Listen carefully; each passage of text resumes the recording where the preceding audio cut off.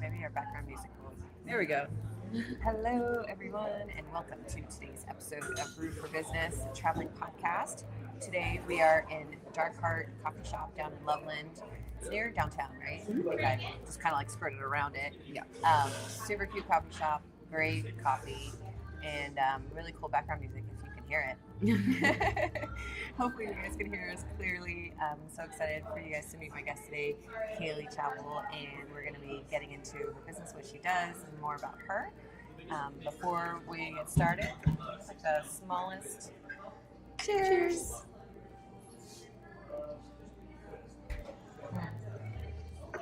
I've become very conscious of how I drink coffee. I'm like, I'm gonna mug it like this. And I tried to do like the dainty, it's like this such a small hole. The pinky out. Yes. I have like my whole signature with the coffee. I'm so glad you could join me here today. So excited to like learn more about you and what you do. So we could start where I normally start is, are you originally from Colorado? I am. My family has been from Colorado for a couple generations at this point. But my dad was a cardiologist, so growing up, we moved around a lot, and I grew up in Tennessee and Texas, but I've been back in Colorado since high school. Oh, cool. Yeah. Did you prefer Colorado over other places, or is there something from some I places was you've been to? so young at the time that I really don't remember anything except my house and my school from those other places. Yeah. But it was fine at the time. Yeah. But Colorado, there's something about it. Where I'm like, I don't really. I want to move, but then I start thinking about it. I'm like, where's better? Where's a better place to be than Colorado? Yeah, it is pretty addicting, I will say, because I've been here since March now, and then I'm like, ooh, like everywhere I look, and I'm like, I can see myself here, I can see myself here, and everyone back home is like, are you moving? I'm like, no, I'm moving, but I'm definitely enjoying the moment while I'm here, yes, which is fun. So moving around a lot when you were younger, so I moved from like one town to another, and like I struggled because I lost some friendships, and having to meet new people and kind of like start over again, and that was like all still within the same state. Like, how did you feel with that when you were growing up? It was pretty easy to assimilate like as a kid because like I always started in fresh school year. I wasn't just like moving in the middle of the year, and I wasn't like the new kid. But when I got into high school, that's when it started being weird because like these people had known each other since preschool or at least since middle school, and I was the new one. So I was kind of the odd one out there. And then my last 3 years of high school, I went to a charter school that was pre-K through 12. So those people grew up their entire lives together. Didn't even leave the building. Yeah, didn't even leave the building. And I was just like, hi. Yeah. So you learn how to how to make friends, right? How to meet different people, and kind of like to meet where they are, which is cool. And at what point did you move back to Colorado? Right before my freshman year. Okay. Oh, so you finished out high school here and stuff. My dad got a job offer, and my mom said, when she starts high school, I'm not moving her. So if you want to move, now's your chance. Yeah. So if your dad's a cardiologist, were you ever, what's the word? Were you ever set to be in the medical field at all? Did they have those expectations of you, or? My parents didn't know. Other people did, for sure, especially because I'm the oldest. Like, oh, you're going to be a cardiologist like your dad, and you're going to be a doctor like your dad. And I'm like, no, I don't think so. Like, I don't really want to. And, they saw it from, like, the money side of things. And I, as a kid, like, I didn't have any understanding of that. And beyond that, I saw the other side of it, where he was working 100-hour weeks, where he was missing recitals and plays and holidays, and like I saw that side of it, and I was like, you have to. I think if you're going to get into medicine, you really have to have a passion for medicine. Otherwise, the money's not worth it. Right. Yeah, because it like totally takes over. Because it's your entire life. Yeah. How many siblings do you have? I just have one younger sister. Oh, nice. Are you guys close? Pretty close, yeah. She lives in LA. Oh, nice. But yeah, I see her a handful of times a year, and we chat as often as we can. Oh, that's good. I have an older sister. Her and I don't talk often enough at all. Yeah. But I do have nieces, so I try to keep touch at least with them. So I hear about the family. About the kids. Yeah, through them. So it's interesting too. You say that like learning from the inside. My dad, growing up, was an IT director, always in IT, and I kind of grew up around that. And I'm pretty tech savvy, but a lot of people, same thing, like ask me like why I didn't go into, in IT, because I can build a computer, I can do the software stuff, but I also kind of saw that other side of it too, where my dad was like on call on the weekends and like working constantly and having to deal with like frustrating situations of like having to drive 2 hours to check out a spot to find out the person didn't plug it in, like, the frustrations of IT.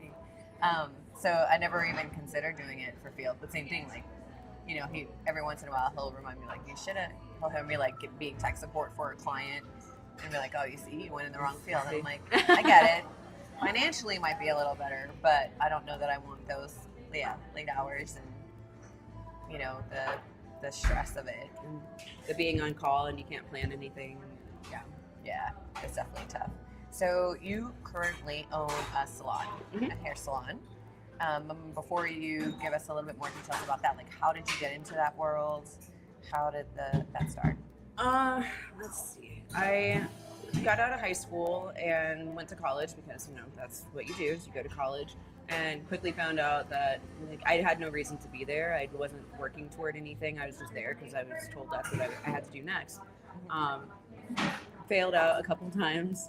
And then I was just working for a while, and I was like, "This sucks. Like, I want to go do something else," but I didn't want to go to school for 4 years because I didn't have something that I wanted to focus on for 4 straight years. So I was like, I'll go to hair school because it was something that I was interested in.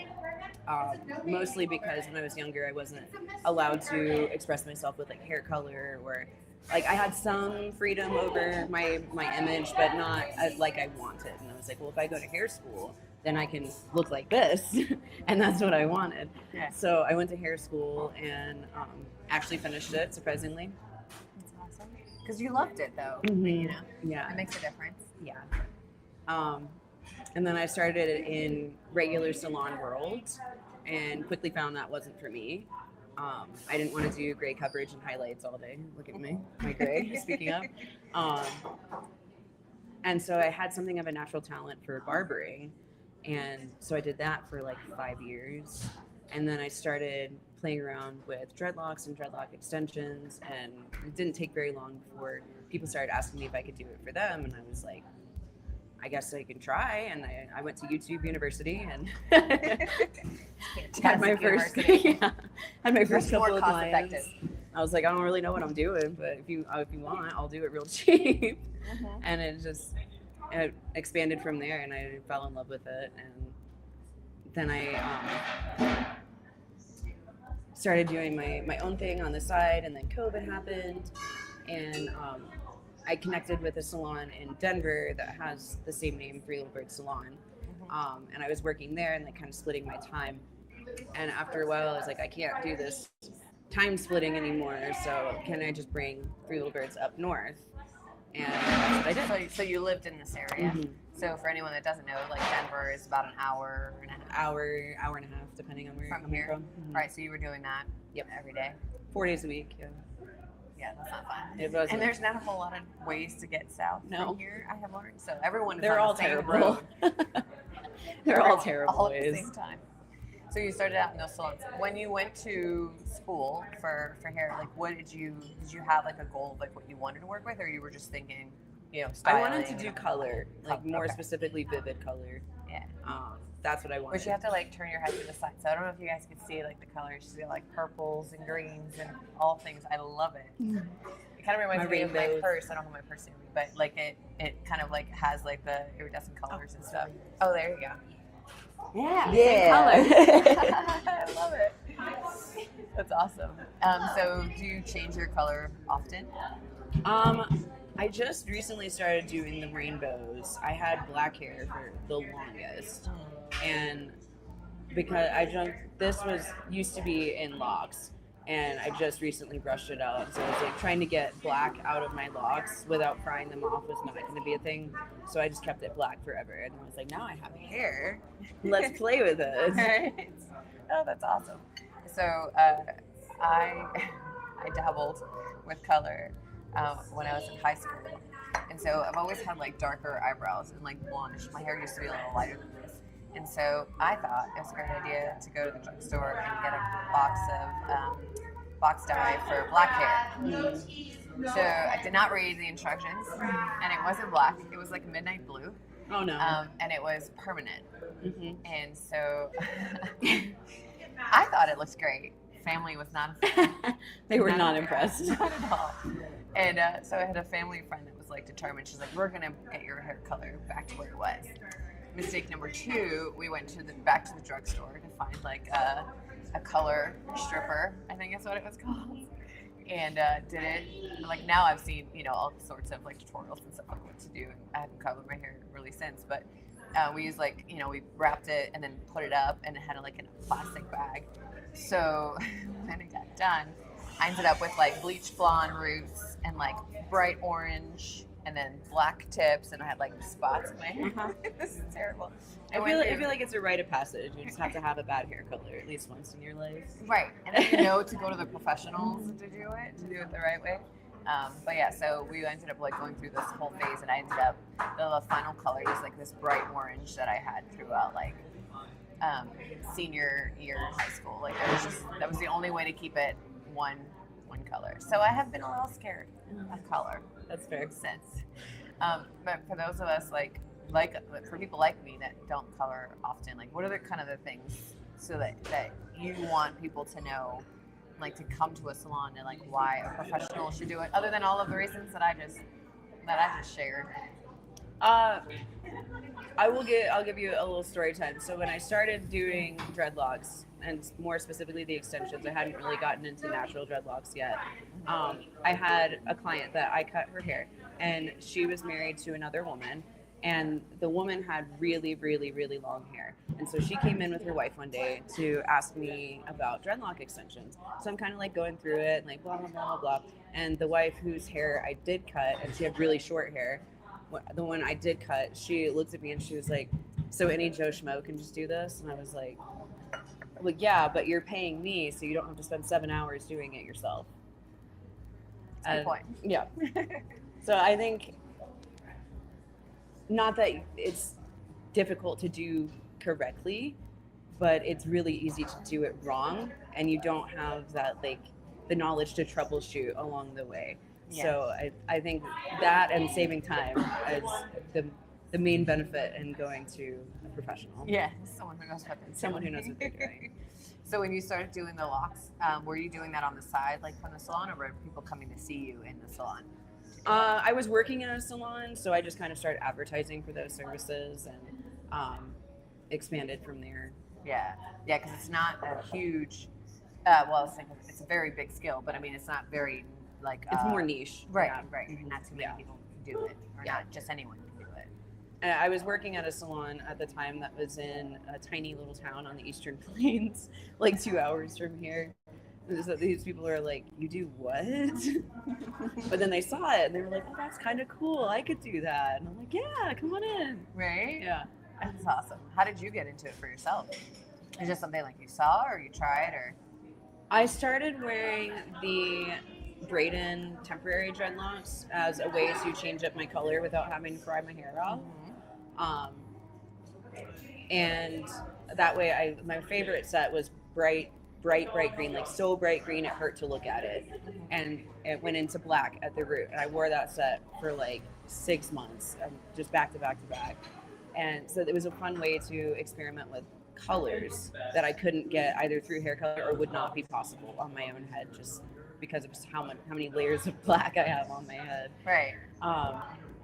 And then I was doing them professionally before I got mine installed, but I just kind of learned at some point through the extension education, I learned that this was a thing that people did as a job, and I was like, tell me more, because really all I learned about dreadlocks in hair school was some people have them, the end. And I was like, that's helpful. Yeah, super helpful.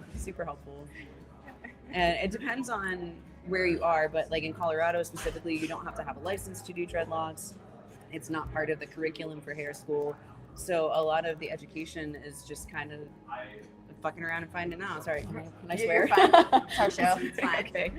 I should have asked. But yeah, so there's a lot of just like seeing what happens and like trying different stuff. And over the past 10 years that I've been doing this, there's been a push to create more structured education and create kind of a not necessarily a curriculum, but like a set of standards for how we do things in the dreadlock world. Yeah, so like better like care for the hair in general and stuff. Yeah. And it's interesting too, you mentioned that there used to have to be, or some places need a license for it. Florida is one of them. Okay. You have to have a braiding license in Florida. And what a braiding license is essentially is you know how to be clean about it. It's you can't cut hair, you can't color hair, you can't style hair. I don't think you're allowed to wash hair. I'll have to check on that. But it's just like you can braid the hair, you can touch the hair, and you can be clean. That's it. So depending on the state, there's different standards. But in Colorado, you don't need a license of any kind. So that leads to a lot of people that don't really know what they're doing. Mistreated. So like what are some of the worst situations that you've come across because of maybe people that weren't following the rules? We won't have to say names. We don't have to call anybody out like directly. It's not so much a thing that was done wrong by the person that did them, because I know the person that did them, and she's really, really, she's like an OG in dreadlock world. So I know it wasn't a comment on the way that she did it, but he lived up in the mountains and spent most of his time hunting and hiking, and he would bun them up on top of his head and put like a beanie over the top of it to keep like tree sap and stuff out of his hair, and it got stuck like that. It grew With together. the beanie on? Oh, like in the bun. Oh, it grew together, and I can show you. It was a whole ordeal, and he's still my client to this day. Yeah. How long of a process was it to separate? About 5.5 hours. That's so cool. Oh my gosh. Literally stuck that way. Yeah. Literally just stuck up like that. Like a permanent ponytail. Oh, that's awesome.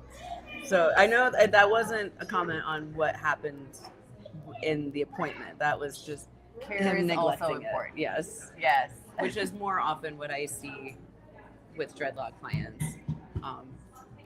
It's just they got overwhelmed or they don't know what to do, and then it turns into a whole situation. Yeah. And it takes several hours to fix it. So, like 2 things to go in that direction. 1, you must love what you do to sit with anyone for 5 hours straight, which is good. What are some of the cool things about? I mean, I would assume there's a lot of conversation going on. You really get to know people and stuff, Yeah, in definitely. those 5 hours. I think some of my favorites is, like anybody in salon world knows that people trauma dump on you, and they you get to know their intimate secrets that they can't really tell to anybody else. But with dreadlocks, there's such long appointments that it gets real deep, and you have a more lasting connection, I feel like, with the clients than like a haircut that you see every couple of weeks, Right. where you just kind of stay on the surface level, like, oh, how was the kids' baseball game, and stuff like that. Right. Whereas dreadlock appointments, they're less frequent, but they're a lot more emotionally heavy. So being able to support that and have the space for that, and just creating a space where people feel safe to let down that emotional weight is one of my favorite things. I love that. Yeah, you're like that safe space for them for 5 hours. So you feel like a therapist sometimes. And I do have a degree in psychology, so. Oh, that's helpful. It's come in handy a lot. Yeah. Well, and then you also mentioned the hair care too. A lot of people trauma dump. So hair is more connected to a lot of what we deal with than a lot of people are really aware, I feel. Do you have any speaking points to that, or some of the things that you've seen that really affect people and how we care for ourselves? There's more of the base. I don't want to say basic, but the more common of I got sick or something crazy came up in my life and I couldn't brush my hair and now it's a mat. There's that aspect of it. I deal with It's that. like overwhelming. I deal with that pretty frequently. Not like all the time. Like, people aren't coming in with mats every single day or anything, but it's something you would notice in the streets. I see it pretty frequently. Yeah. It's something that takes a lot of care and time, and also is usually very emotional for the person who's getting it removed, because A, it hurts, B, they're there for hours and hours and hours, and it gets really emotional, and sometimes they're embarrassed that it's happened. So there's a lot of like, heavy emotions swirling around something like a mat removal, and more than like, let's prevent this from happening again. It's just, are you sure that you can get it back? Are you sure that I'm not going to ruin my hair? I don't have to cut it off. I don't have to shave my head. If you can trust the process, I will get you there. It's just going to be a matter of sitting through it and dealing with all the emotions that come up. And then on the flip side of that, when I have somebody who's really excited to start dreadlocks, they're like, I've wanted them. I'm 50 years old. I've wanted them since I was 4, and I'm finally doing this for myself. And just seeing the way that they see themselves in a new light, and they possess a strength that they didn't know they had. Just witnessing that transformation outside of just how their hair physically looks, the emotional and mental growth that going on a dreadlock journey brings with it.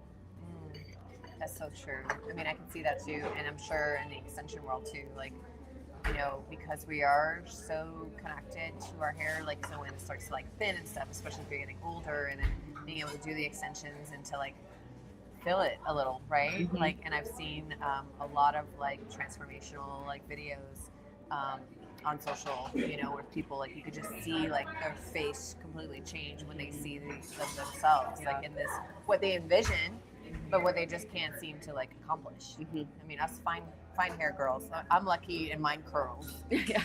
So it looks full, but if I straighten it, it's just like, I look like I have like no hair, no hair at all. And thankfully Colorado has been kind of gentle to my curls. In Florida, it's like, humidity does great. It just, it dries them out. That's what Colorado does. It just Everything. dries everything out. Everything. My hands have not been normal since I've been here. There's not enough lotion in the world. Right. And it's so funny because, to think of it, like, I grew up in Florida, like around humidity, like lotion, never necessary. Yeah. Like my skin is like built for that temperament or whatever. So like I never even considered it until I'm out here, and then I'm like, oh, this is something that I have to like implement into my life.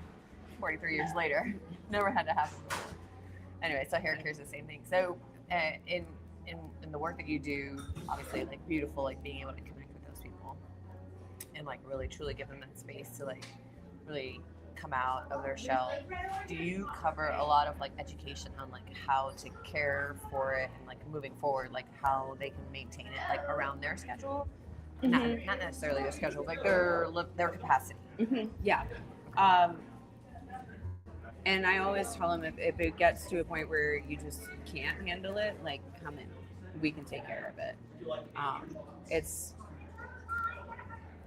such a like sensitive topic for people, because they feel like what happens a lot, and I don't know if it's something that I'm doing, or if people just like put stuff on me and then like think that it's reality, but it never fails. Whenever I start a dreadlock journey, a month, 2 months in, they're like, oh my God, I've ruined it. It's so bad, you're going to yell at me. I'm like, at what point did I insinuate that I'm going to yell at you? Like, I expect them to go crazy. They're 3-month-old dreadlocks. Like, I expect them to be all over the place. If they weren't, I would be asking you what the hell you're doing, because something's different.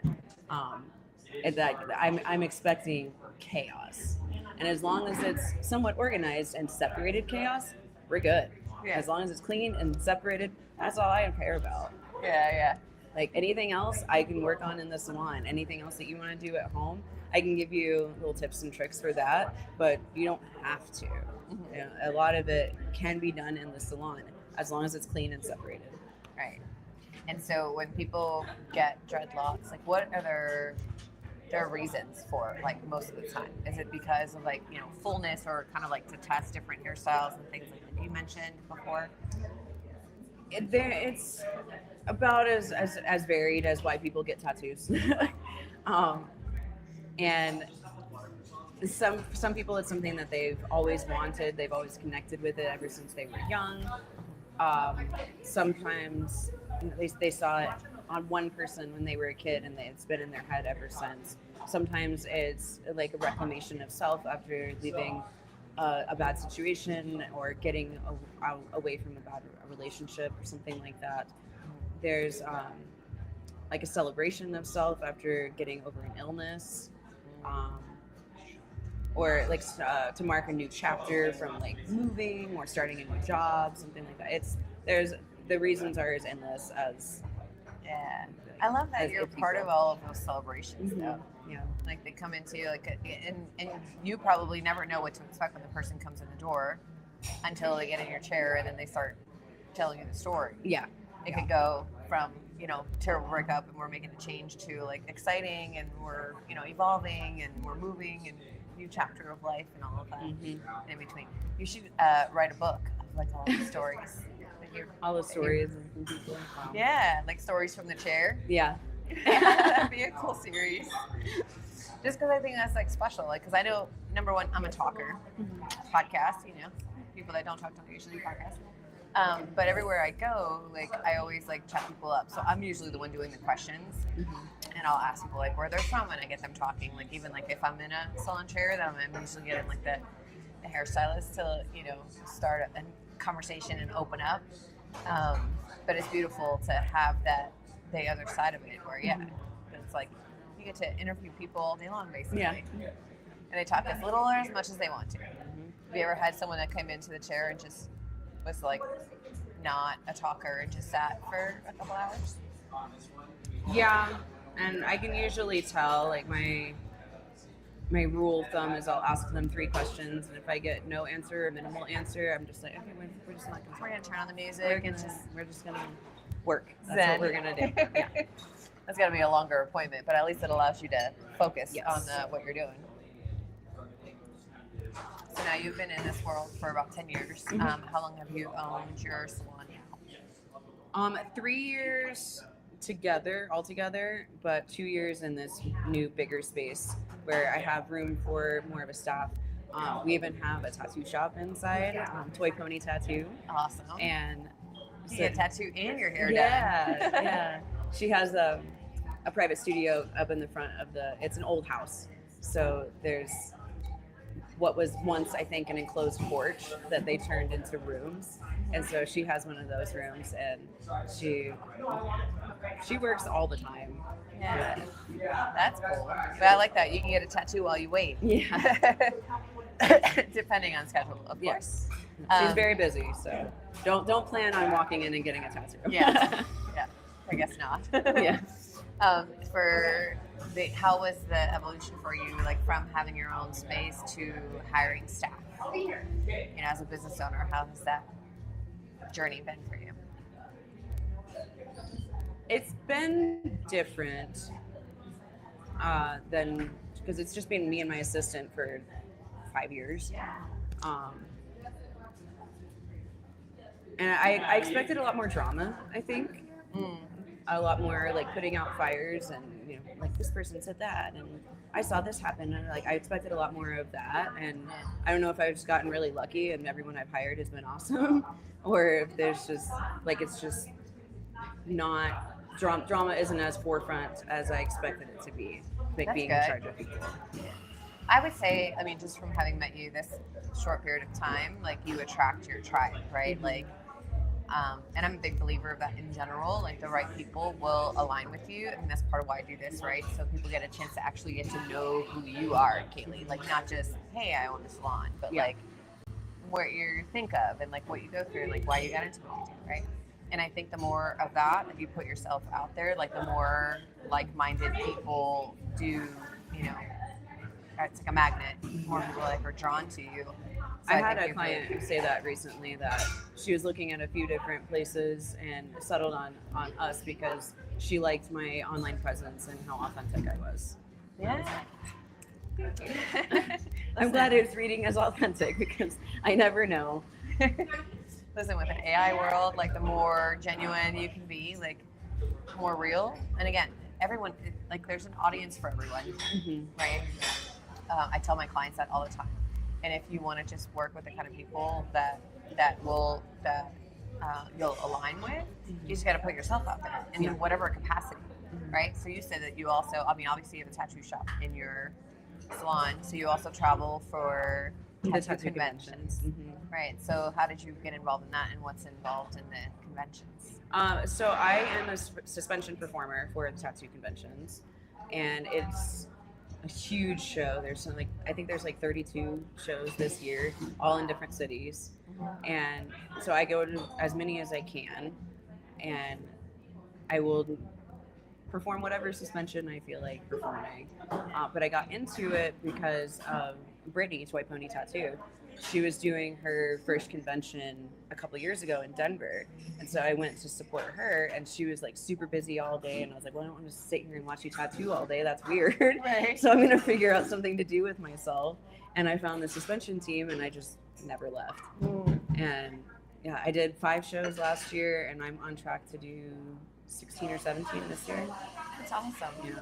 And so what's involved in, is it like a suspension show, like you're just doing it like kind of in the background the whole time, or is there like a set show There's where a like set. everybody comes? Yeah. Okay. It usually goes, there's a couple of different contortion performers or like sideshow performers, and then there's a burlesque sideshow, and then suspension is right after that. So it's usually like 8:30, 9 o'clock on Friday and Saturday. Nice. And if we do Sunday, which we don't typically do, but if we do, it'll be in the morning, and it's usually a first timer or somebody that's like more tangential to the team than like a core. Yeah. So does it end up being like a suspension like tour group? Like you're with them and you guys travel to all of the... Yeah. Okay. And I have the freedom to be as involved or not as I want because I don't work for the show. So I'm not bound to their schedule, and I really like that. Like I can just, I feel like going to this place, and I was just in St. Louis, and like I'm not gonna choose to go to St. Louis on like vacation. Where do I want to go on vacation? Let's go to St. Louis, Missouri. Like that's But so it gives me the freedom to explore these places that I wouldn't otherwise end up in. Do they ever go overseas? This one does not. No, this one's just in the United States. Yeah. They did well. I guess they did do Alaska one year. Ooh, Alaska would be cool. My friend's husband is from there, and I've always wanted to visit. One day I'll get up there. Yeah, I drive. I do like road trip travel, and it's a little far from Florida, especially. It's a little bit. Plus that Trans-Canada Highway, you don't want to be on that. Yeah. It's not a good time. Yeah. But I do love like just the views around here. Like every time like I need to go into town or something, or like even doing these, I'm like, I'll come to town. Like I can't get over just driving and seeing like Rocky Mountain National Park, like right there, and just kind of looming over you. It's beautiful. Colorado has been such a focal point of my life that not that I necessarily take the mountains for granted, but I'm just like, I'm constantly aware that they're there, and they still, I'll be driving. The mountains are so beautiful today. Yeah. Forget that they're kind of there. Yeah. It's part of the background. I'm just used to them being in the background and being in like other places. Someone like we're trying to figure out directions, and I immediately look to the west, and I'm like, wait, we're not in Colorado. That doesn't work out here. Yeah, because like everything here is there. Yeah. It's like your only option. Yeah.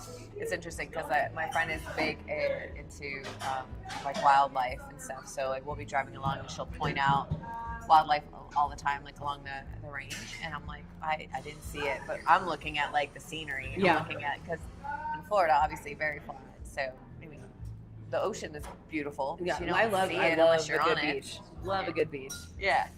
But it's hard to see from like different distances and stuff. So yeah, she's like, how do you not see what I'm seeing? I'm like, oh, because I'm looking at like the bigger picture. I'm like, oh my gosh, there's the mountain and there's a tree on the top or whatever. Like not looking at the individual like wildlife down the bottom. So it's so interesting, like our different take. And I feel like what you grow up around is like. I love going to Florida and seeing the little lizards run around. I'm like, oh, we don't have that there. That's cool. Yeah. And I forget some things. People will be like, "Oh, crocodiles! Oh my gosh, there's so many crocodiles in Florida." I'm like, I've been there since I was 7. Like, I have never had an encounter with with a crocodile, other than like at a zoo or something. Yeah. You know? But I also don't hang out near bodies of water that have crocodiles in it. Crocodiles.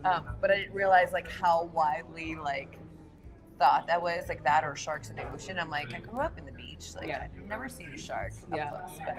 But apparently we were swimming in Hammerhead breeding grounds, and I had no idea, and we did not encounter a single shark. It was like 3 weeks after we got back. And then you're like, by the way, do you know where you were? That's why there's nobody in that portion. And I was like, okay.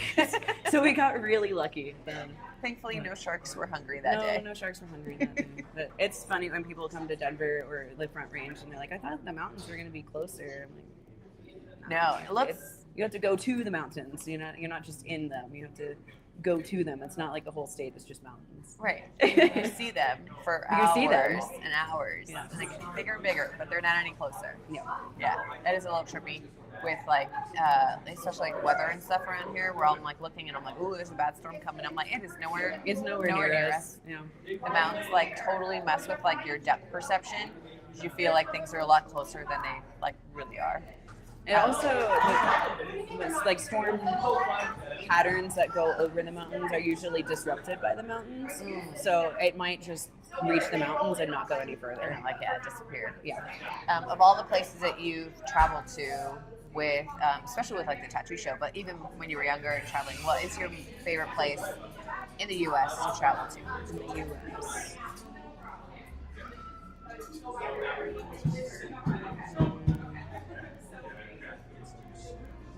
I'd have to say I like the weather in California the best. I had a lot of fun in Philadelphia, but it was freezing.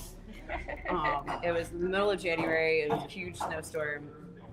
But I haven't spent a lot of time in like urban sprawl like that. So being in a place as huge as Philadelphia was very overwhelming, but really cool. Yeah. And I love just getting on the road and seeing what you can see. Yeah. Do you prefer, like, since you're surrounded by like nature and scenic stuff here, like, do you prefer like big city, like areas, like when you travel? I feel safer there insofar as I know that there's like resources, like my phone died, I can go get a charger. I need gas, there's plenty of gas stations. There's food, pick one. Right. Like I feel a lot more secure in a big city because I know that there's infrastructure and I don't have to the nearest gas station's an hour that way. Yeah, good luck. I hope you make it. Yeah, that's so true. I like that too. I like the big city, but I do. So I love this area, number one, because even though it has like a small town feel, but there's still like hundreds of thousands of people that live here. I mean, I don't even know the direct population, but there's a lot. But it feels so spread out that you do kind of feel like you're in like in the middle of nowhere sometimes, and then you turn a corner and then there's like, oh, look, there's a city. Loveland was like a retiree town for the longest time. Okay. And then as like Fort Collins and Denver have expanded and gotten more expensive, people have come overflow to Loveland.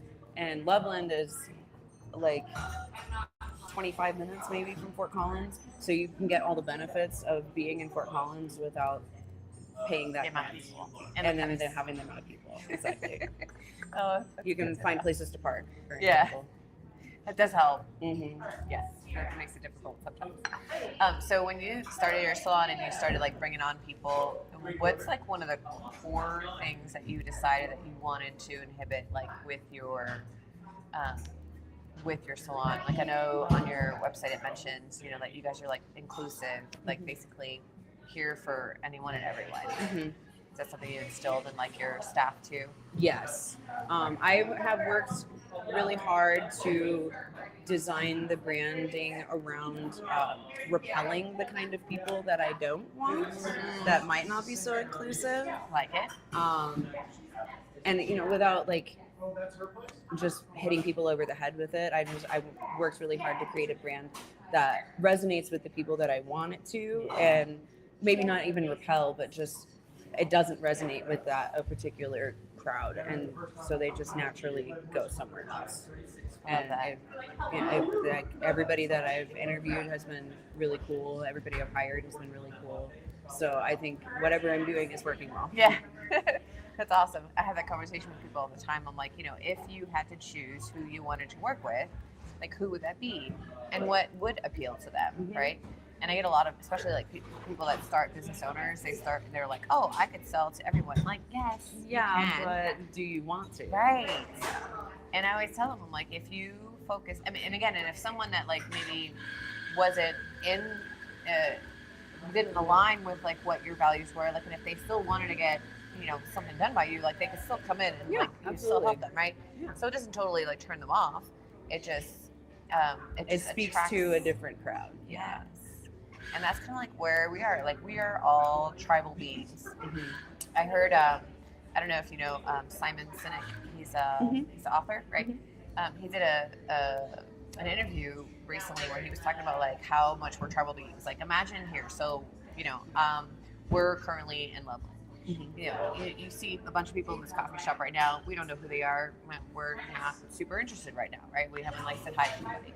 But yet we go to, let's say, like Wyoming, next state over, right? And then all of a sudden now you meet somebody from Loveland and you're like, hey, I'm from Loveland, you're from Loveland, right? Yeah. And he's like, and it goes like even further than that. So then you like take the person like out of the States. Now all of a sudden like you're maybe like two Americans in like, in Europe or something, and you meet on a train, and he's like, if you're asking people for like restaurant recommendations, and someone's like, oh, I'm from the U.S. too, and like, oh, I'm from the U.S., and all of a sudden like you kind of tend to kind of like just align together, right? And so we will always find our people, right? And that's where I think we're the most comfortable and the most safe and the most accepted. And I don't feel like there's enough people in the world that create that space. So I really. That's amazing that you have that, with your clientele and your salon and everything. Yeah. Do you have plans for where you want to take the salon? Like, how many people do you have right now on your staff? Including the tattoo shop, there's 6 of us. Okay. So, and me, including me as well. We're pretty much capped at this point. I don't really have room for like more stations or more people, but I don't know. We're going to be in this space for a little over 2 years in the future, and so I haven't really spent a lot of time thinking about what I want to do with it next. But I know that I want it to be more mobile, while still having that like home base feel for. Stability. She's available for travel if you want special services. Yes. Just having the freedom to travel, but also have a home base if you don't want to travel. Like that's really important to me, and at least in my brain, it works. It makes me feel a lot more stable and secure than if I was just like floating down the road and like ending up wherever, and I don't have like a particular home. Right. Even if it's just like a hotel room, like a hotel, I can make a hotel room home. That doesn't matter to me. Yeah. But just having something to go back to is really important for my stability and safety. Yeah, like your anchor. Yeah. Right. Which allows you to like go as far as you want. Now your staff pretty much work Monday through Sunday, like every day. They someone all is have working. Different schedules. Okay. Typically, nobody works on Sundays. Okay. But we're by appointment only. So I'm like, whenever you want to work is when you can work. Like if you want to come in at 8 p.m., go for it. I don't care. It's on you. Yeah, it's on you. And like I don't really care. Yeah.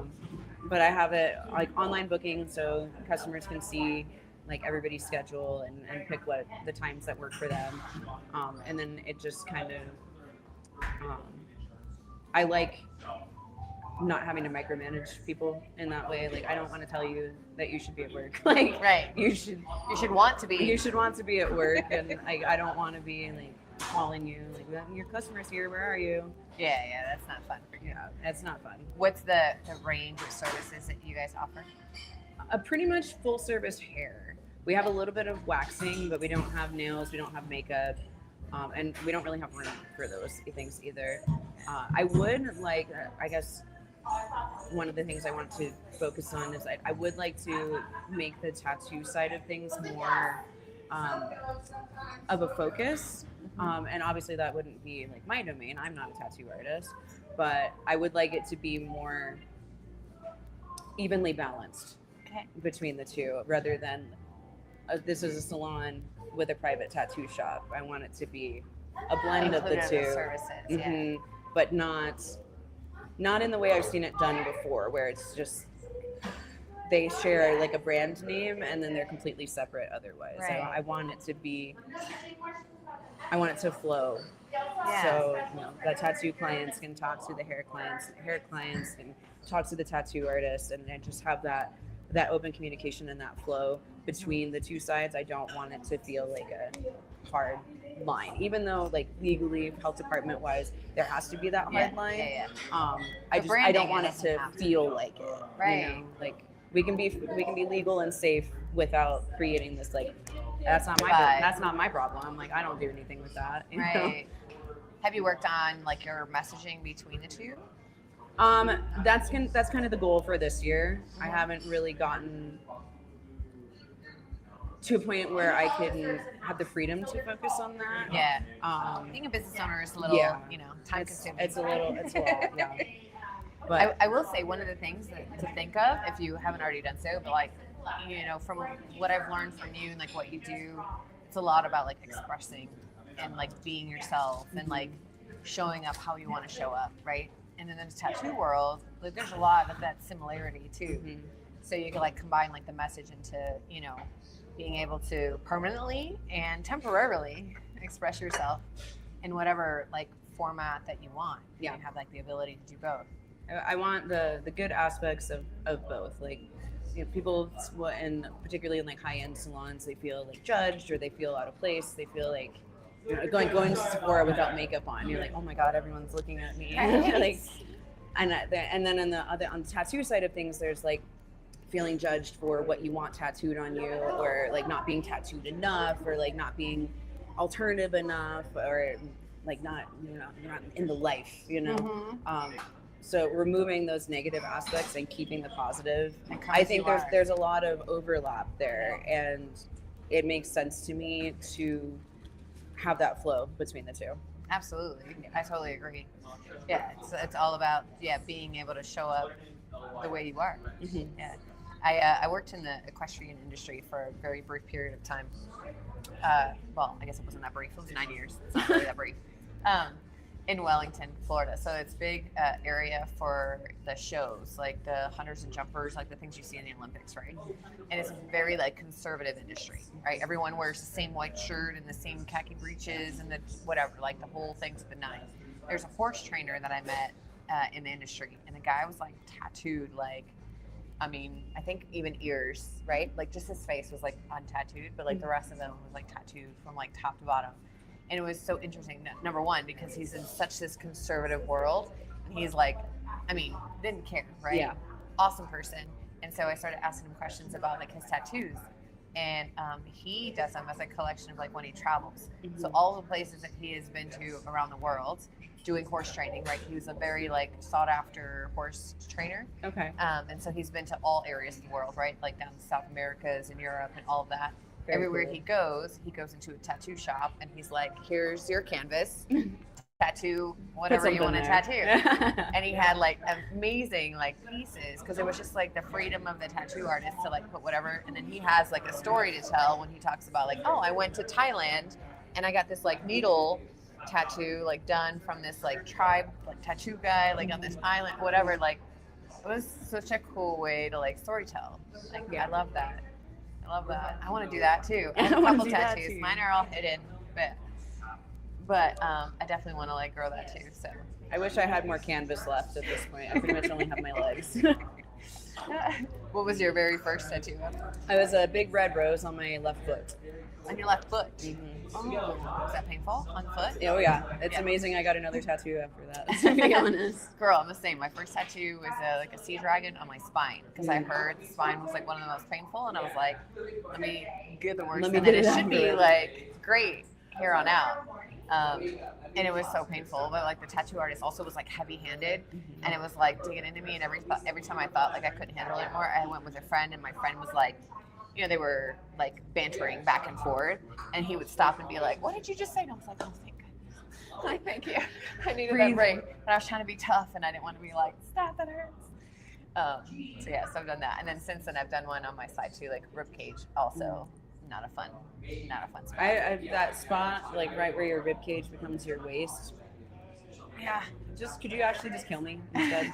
Just like my heart stopped for a That second sounds as you were saying way that. more fun. Yeah.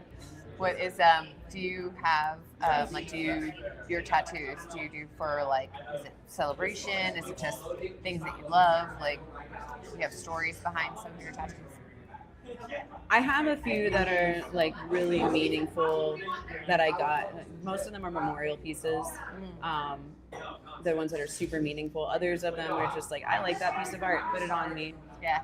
Like this sleeve, I just wanted it to feel like a fever dream. So I have this like gate back here, and then I have Your elbow. What is his name? Magritte. His painting. I have a centipede that has a skull for a head. Awesome. And an anglerfish, because what's more surreal than an anglerfish? The dolly clocks, like the MC Escher Love it. disc, or hello? Globe. MC Escher globe. Yeah. So just different things that were surreal and kind of unsettling.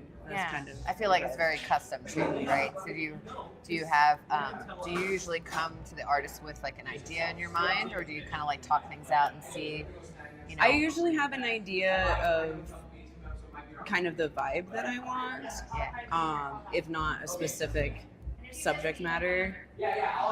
Like with my black on black that I'm working on now, this is Brittany's work, by the way.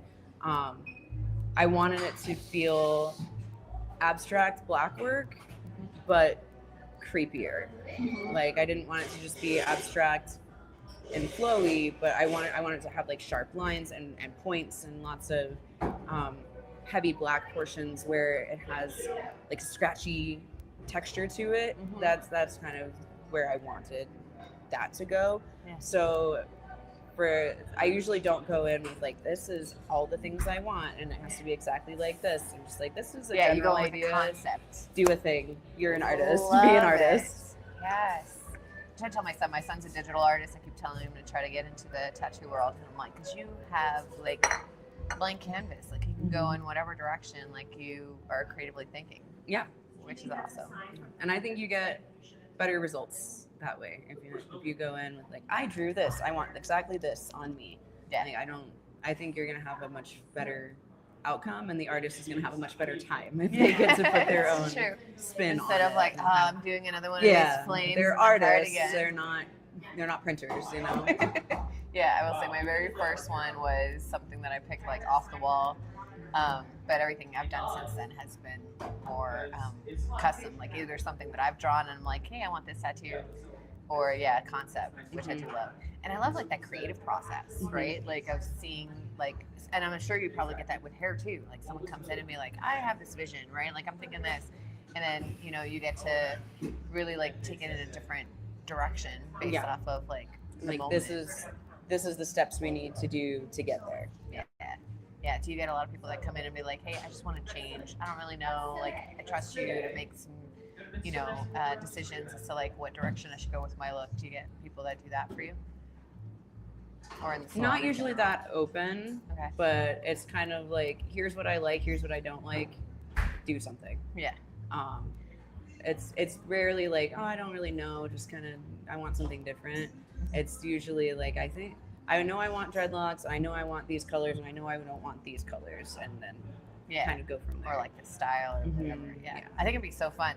I don't have the guts. I mean, the idea of it sounds fantastic. I don't know if I'd have the guts to do it, but just to walk in and just be like, hey, like whatever you think should happen here, like go for it. Go for it. Yeah. And just be like a total surprise. That would be really cool. That was like how it kind of went when my sister got married. Because she hired a hairstylist and makeup artist and everything.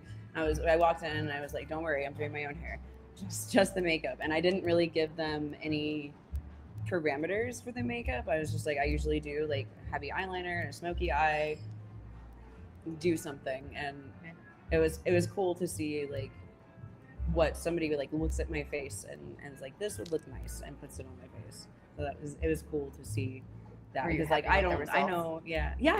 It wasn't something that you would have done. Yeah, it was more like subtle than I usually go, Mm-hmm. but you know, I was able to add just a little bit of more eyeliner on the bottom, and it was like that looks like me. You know, I didn't feel like, oh my god, whose face is this on me? Right. Totally different. Yeah, look. no, not like that at all. I love that. And where did your sister get married? In Rome. Nice. Yeah. Well, about an hour outside of Rome in the mountains. But. Oh my gosh, that's amazing. And so, how did she meet her now husband?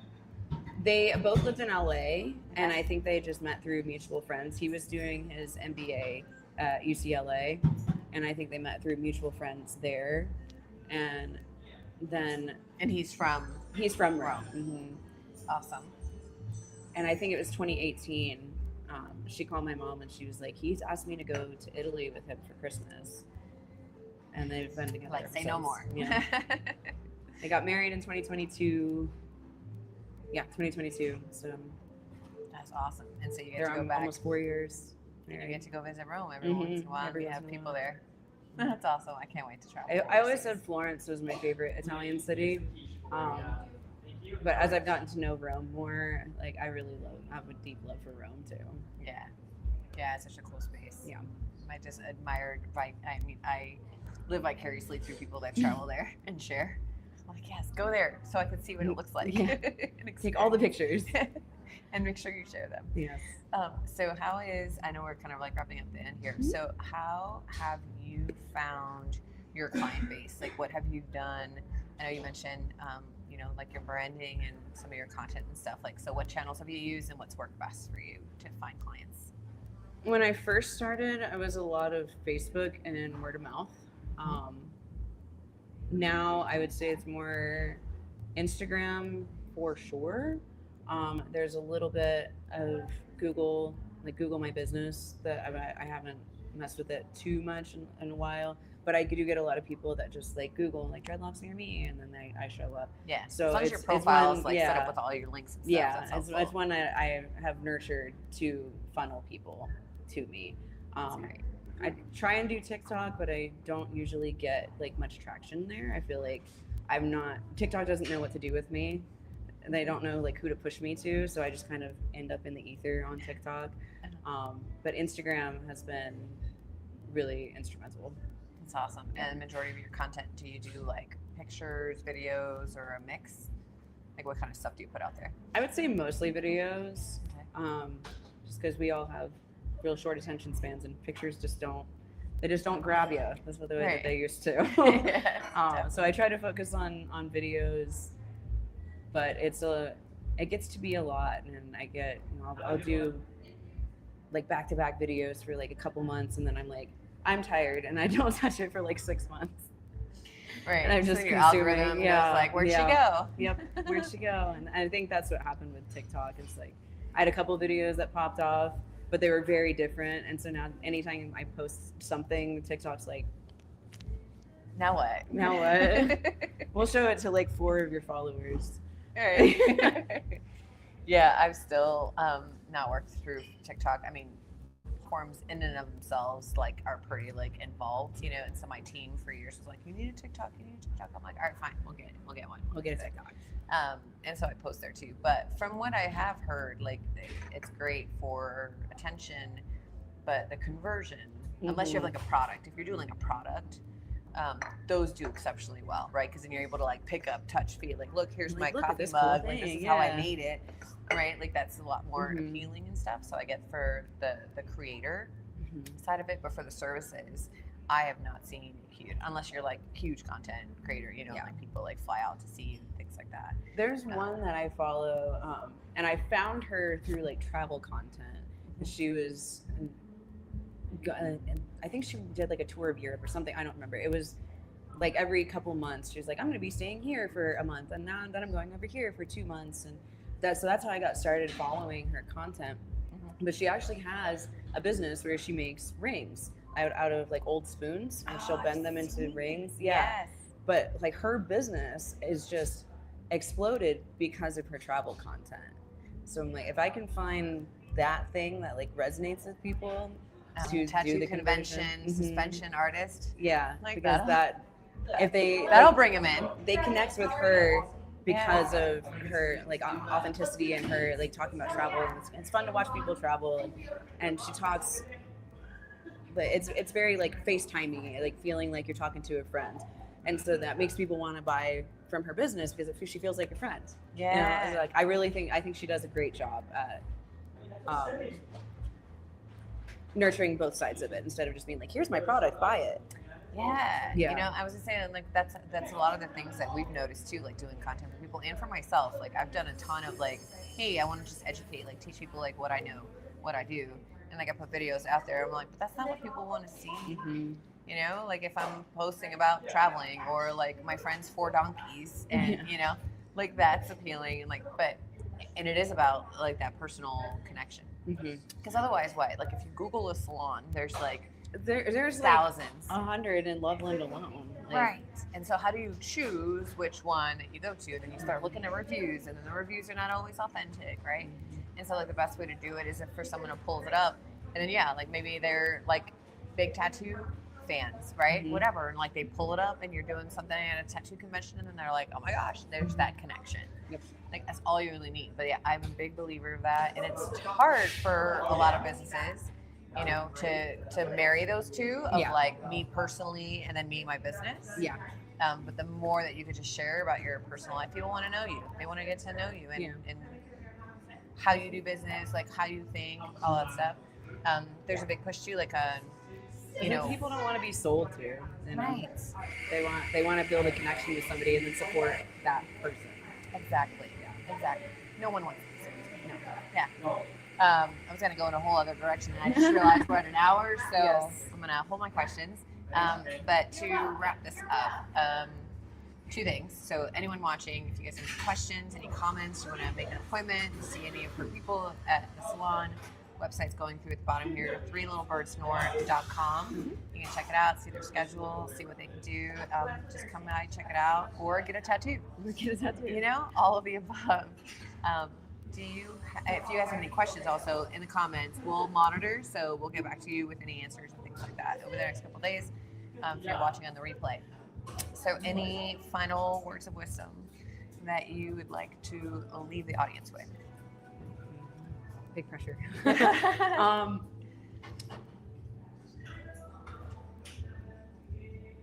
Under the umbrella of be yourself, don't forget to learn who yourself is without the influence of others. It's really easy to think of yourself in the context of like, this is me at work, and this is me with my friends, and this is me with my family. But being part of being yourself and creating genuine connections is knowing who you are at your core. Yeah, and embracing every part of it, the yin and the yang. Love that. I can't top that. So we're gonna end here. Thank you guys for joining us. Thank you, Kaeley, so much for joining me. This was so fun. And if you guys want to, reach out to her, go to the website. Thank you so much, and we will see you next episode. Have a great day. Bye.